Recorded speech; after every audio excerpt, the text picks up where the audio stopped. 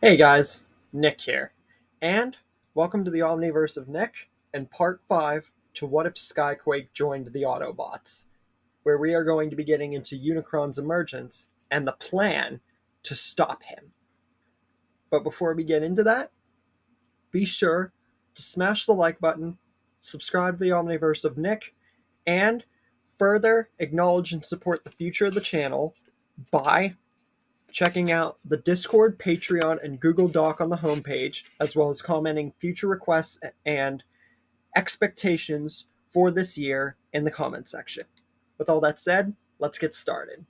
So, we opened up last time with Unicron and the Dark Energon volcano becoming into the fold, and the prophecy mainly referring to Unicron, since, Megatron's not around, so it couldn't refer to him. So, Unicron is the main focus here.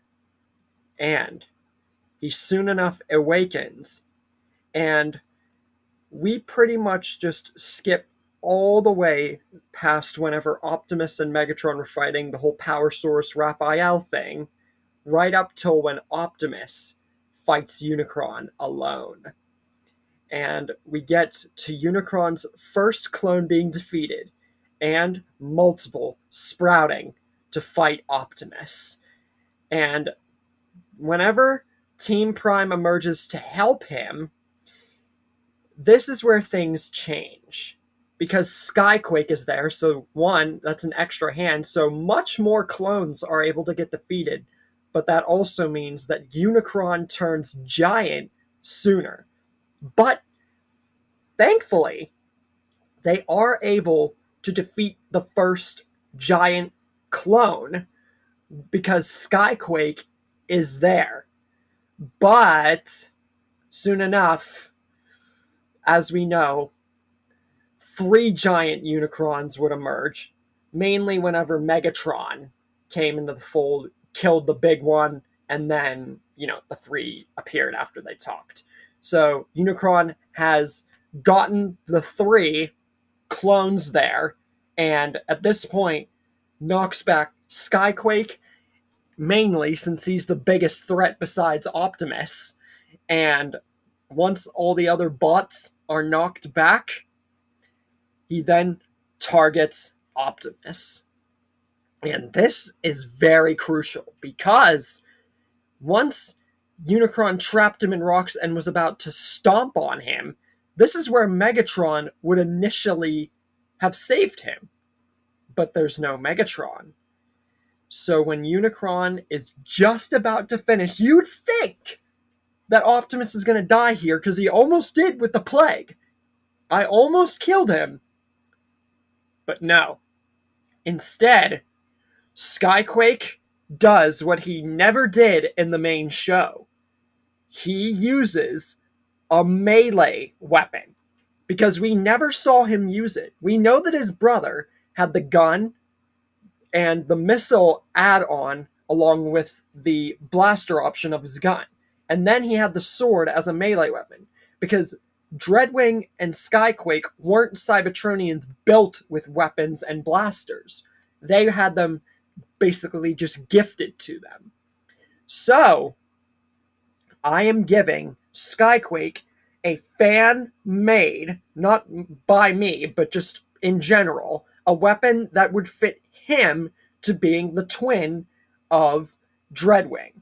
He pulls out a decently sized Cybertronian axe. Dreadwing had the sword, Skyquake has an axe. I feel that that's fitting.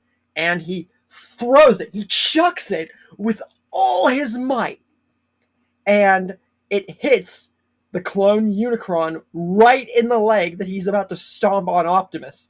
So this doesn't just make him collapse, this makes him fully fall onto the ground and distracts the other clones while Skyquake shoots at them.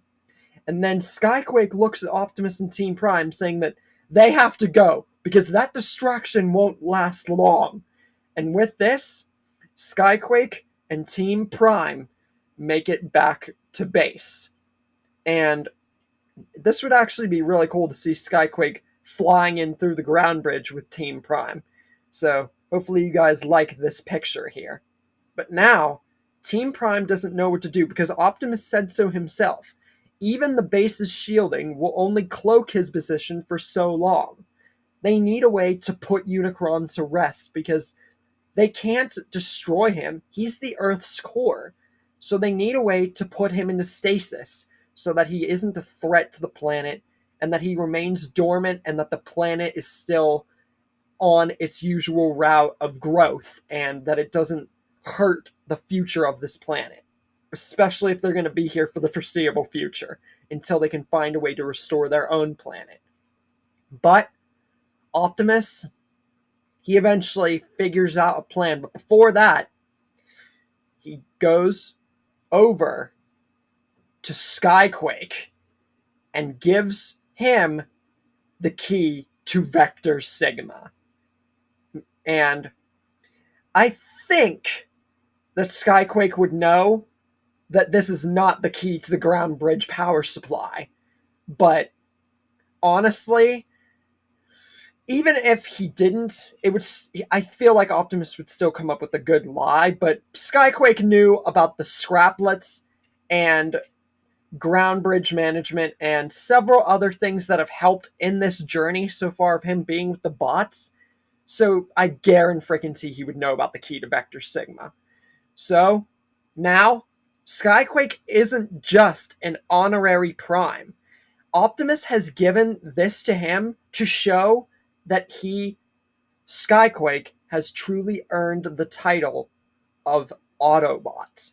And he actually has an insignia put on him right on his chest. Because Skyquake's original design had the Decepticon crest on one of his sides of his airplane part, right in his back, which you wouldn't be able to see unless you got like a figure or looked him up or something like that. It's very vague. You can barely see it. But this time, that's completely scratched off. Like it's melded off without hurting Skyquake, and the Autobot insignia is put on to the side of his chest to fully form him as an Autobot. Because everybody else's is on their chest, so why wouldn't Skyquake's be? And very few Cybertronians didn't have their insignias on their chests, so Skyquake was definitely very different. And if you know about Dreadwing, then you would know that he has it on his chest, and that he's very weird with it too, but they are twins. Point is, Skyquake is now not just an honorary prime, he is a true Autobot. But just because he has the key, and just because he might know why Optimus is giving it to him, how do they plan to combat Unicron or even get to his core without Megatron giving the precise coordinates? And will they be able to seal Unicron without Megatron's knowledge and exposure of the Dark Energon? And is Skyquake even enough? Or is this really the actual end for our team, making it so lucky this far, but maybe the luck might run out right here after such an amazing gift given to Skyquake? Stay tuned for the next episode of What If Skyquake Joined the Autobots.